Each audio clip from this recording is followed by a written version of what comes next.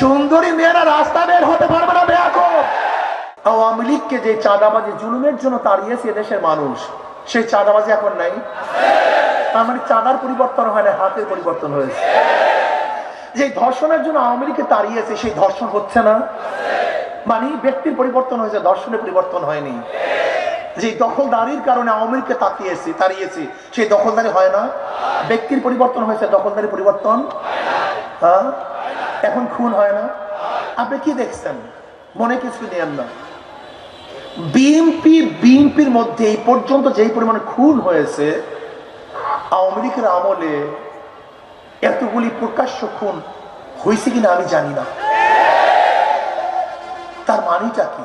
আরো খারাপের দিকে যাচ্ছে। হবে না ভাই? আপনি লিখে রাখতে পারেন, আল্লাহ না করুক যদি আজকে যারা চাঁদাবাজি করতেছে, দখলদারি করতেছে, জুলুম অত্যাচার করতেছে, ধর্ষণ করতেছে, যদি এরা ক্ষমতা আসে,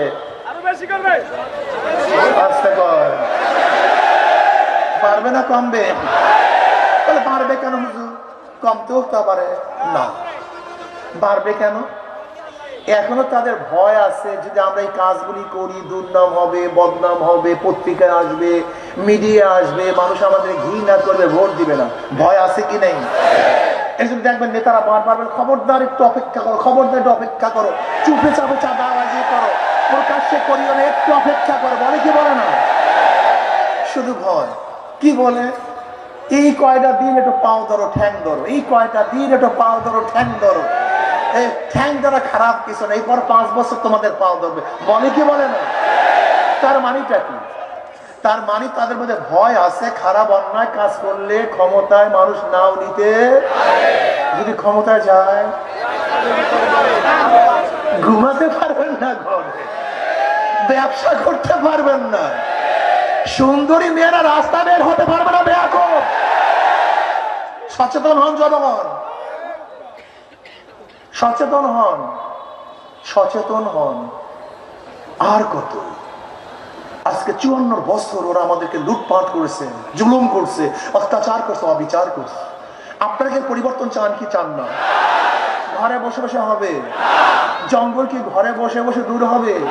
সাপ বিচ্ছু ঘরে বসে বসে দূর হবে?